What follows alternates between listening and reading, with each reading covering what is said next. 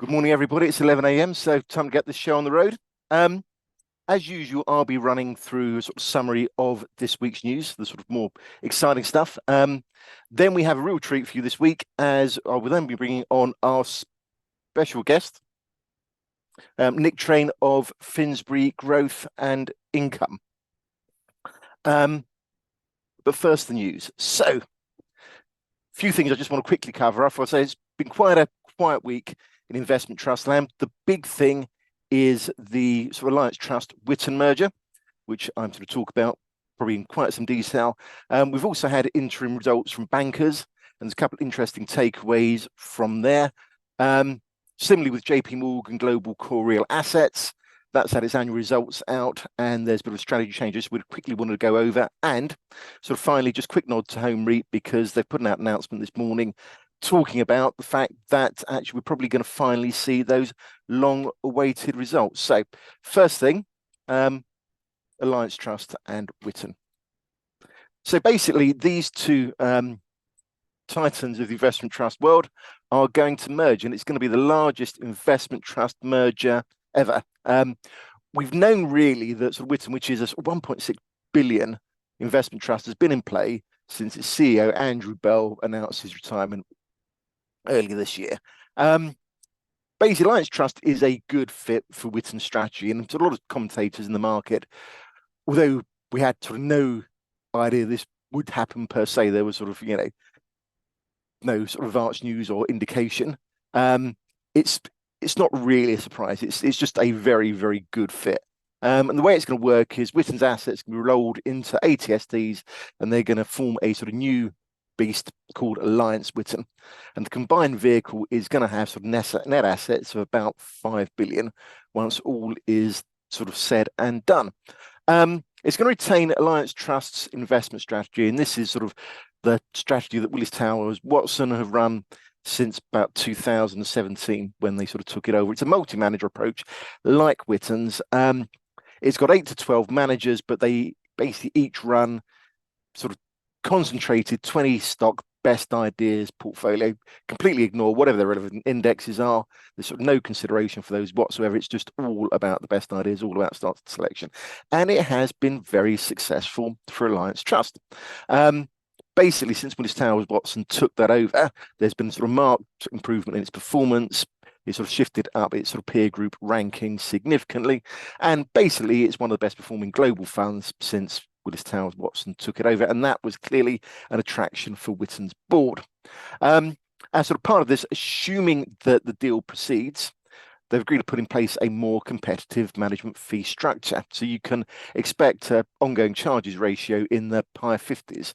ATST's currently is about 0.62 and Witan's about 0.76. So, an improvement for all. Basically, it's suspected to save about sort of, £450,000 per annum of costs, assuming that, it's got this 5 billion size. There's going to be no change in service from Willis Towers Watson as a result. Basically, try and make the whole thing fit together. You're going to see sort of enhanced third and fourth dividend or interim dividend payments for Alliance Trust, basically to bring it in line with what Witan has been doing. So basically, Alliance Trust are going to see shareholders are going to see their dividends rebased upwards, and Witan's shareholders will see, sort of continuation of the gradual progression. So that's how the whole thing is going to be pieced together. Given where Alliance Trust is trading at and where Witan's been trading at, assuming the deal completes, you should see a sort of uplift in basically market value for Witan shareholders. Witan shareholders, because obviously they're going to be getting a different strategy, will be a very sort of similar one and better performing one. They're getting the option of a partial cash exit. So that's up to 17.5% of the fund at a 2.5% discount to NAV. I said before, obviously, this is going to create sort of quite a beast. If it all works, it's supposed to be about sort of 5 billion worth. So it's going to create a larger, more liquid vehicle. So it's going to work for everybody. Interesting thing is it will put it in the zone where it should be promoted to the FTSE 100 index. It's certainly eligible for inclusion. And it will be the fourth investment company ever to achieve this. Obviously, if you move up from where you are to the FTSE 100, that's expected to attract some flows. But equally, obviously, you can get these basket trades. So there has been talk in the market of potential higher share price volatility. We will see. In terms of deal costs, Willis Towers Watson is actually making a significant contribution, which I've read is about $7.5 million to make this all happen. So this is expected to be at nil cost to ATST shareholders. It's also expected to be at nil or a very low cost to Witan shareholders, but this will, to a certain extent, depend on the level of the take-up of the cash exit and ergo what's left over.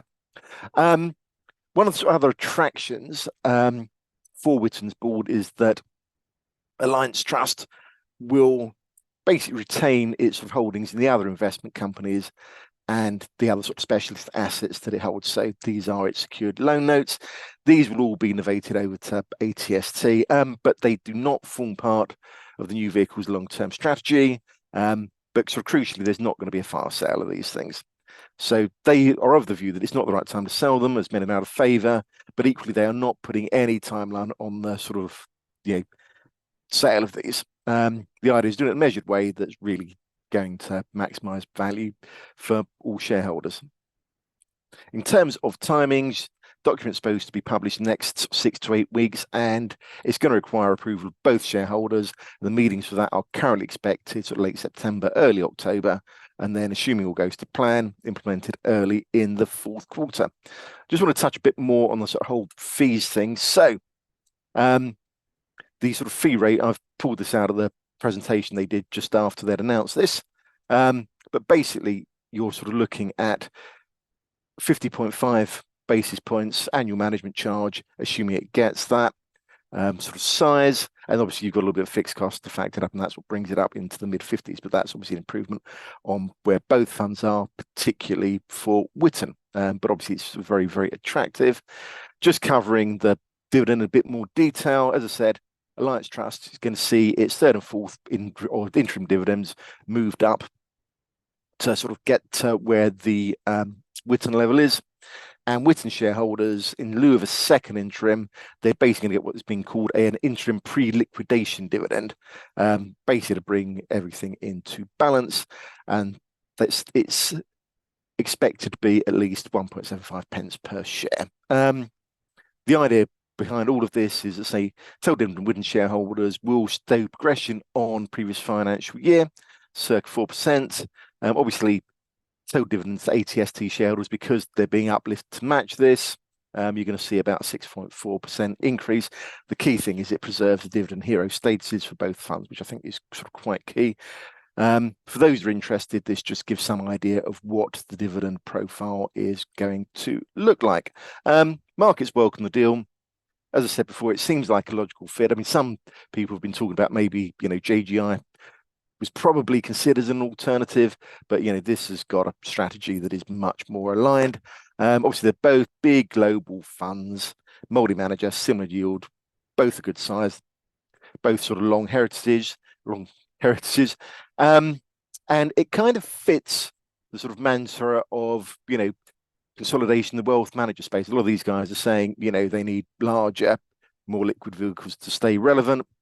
And, this will provide that. As I say, the FTSE 100 inclusion, assuming that comes, and it should do, is sort of seen as generally good, but, there is this sort of double-edged side of it because of the market trades, and it might create a bit more volatility. I think the assumption is that, the combined vehicle will still continue to sort of roughly defend that 5% discount level that's been in place basically since Willis Towers Watson took over. Just very quickly covering interim results of Bankers. Basically, there's been a strategic review that came out of its poor performance in 2023. I kind of want to talk about this because there's a little bit of a parallel with sort of what's happened with Witan and Alliance Trust and the successful process that follows.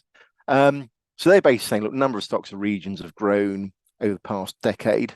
They've described it as sort of creating conflicts. You've got dual listings, M&A, changing dynamics of sectors, and it's been hard to keep up with. And the idea is that really has sort of impacted performance. So really what they are doing is they are going to consolidate this. They're bringing the number of holdings down. It's going to be a bit more concentrated, and the idea is to really focus on stronger ideas. So number of region is going to 4, North America, Pan-Europe, Pan-Asia, and Japan. They will continue to invest a bit directly in UK and China, but there are going to be single investment teams overseeing those. The idea is they'll have sort of greater scope to invest more capital in the best companies, whatever those regions are. Jamie Ross is going to manage the Pan-European portfolio. Satdura is going to manage the Pan-Asian portfolio, but still under Alex sort of Crook's guidance, as it were. As I say, the whole idea is to concentrate the portfolios, as with the large number of smaller positions, it just wasn't performing, and they're trying to get that down to about 100 in total. We are talking sort of regional portfolios, about 20 investments, and that is exactly the kind of thing that, as I say, Alliance Trust does, and it's done very successfully. They do say there's going to be a bit more in the US because that's a very deep market, and there's just significantly more listed companies and therefore opportunities, and they expect to get this all done by the end of October 24. They've already been doing it a bit, and if you sort of believe the impact has been felt in the half-year results, it seems to be working because they've beaten the benchmark a little bit. Now on to sort of JPMorgan Global Core Real Assets. That's had its annual results out, which I think Chairman described as deeply disappointing. NAV total returns not terrible, -4.4%, but equally not good against what's sort of happening in the wider market. Share price total return -20.9%, which was largely reflected in quite a significant discount widening. 30.5% at the year end. It's around 17.5% this morning, but it's been around sort of 20% mark recently, but did peak at 35. Really, the buybacks have been bringing the discount down, and they've sort of been doing that quite aggressively. Returns have been hit particularly by their poorly performing real estate assets, which I reckon is largely a function of higher interest rates. I mean, you can get a yield of 5.5% on that day, but having looked at all this, they have concluded that JARA's investment proposition is something which does not meet the needs of a particular group of investors, and ergo, they are changing it. And this is really driven by the continuation vote approaching. If this passed, the board says it's going to increase the frequency of that vote, which I think is currently 5 years. They're going to do it every 3 years. So next one will be in 2027. Problem child being real estate is around just over 40%. They're going to bring that right down, and they're basically going to deploy the proceeds in what's been better performing infrastructure and transport sectors. They're going to continue with the buybacks, and they're saying actually they are getting good yields in these sectors, and they're expecting that to flow through to a high sort of yield for JARA. This sort of continuation vote requires a simple majority to pass, but the board has been quite clear that actually if a substantial minority are against this, they're not going to keep these sort of guys locked in. They will think about it again. So you need to watch that space because it's a reasonable size. I think it's about 157 million market cap when I was looking this morning, but equally it's not that big. Finally, I just wanted to talk about Home REIT. Its long-awaited 2022 accounts are expected to be released in August 2024. So, that's going to make interesting reading and good news for beleaguered Home REIT shareholders. They have said that the audit is now substantially complete for the 2022 year, but the auditor has requested more time to finalise the audit, which is probably not a great surprise, but it is good to see that we're actually finally seeing some progress there. No doubt all of these things are being done in tandem. They do actually say that the accounts for the year to August 23, as well as the interim results for the period to February 23 and 2024 are expected to be published during the third quarter as well. So, really not a sort of long timeline before we sort of finally see that hopefully cleared up. And that should allow the original directors to finally step down from the board. They have basically said that they would hang on, I think, to take the flak for what's gone on in the year to August 2022. So that should allow a sort of tightening up there. Right, okay, so that is the news for this week. So without further ado, so it's just the disclaimer there.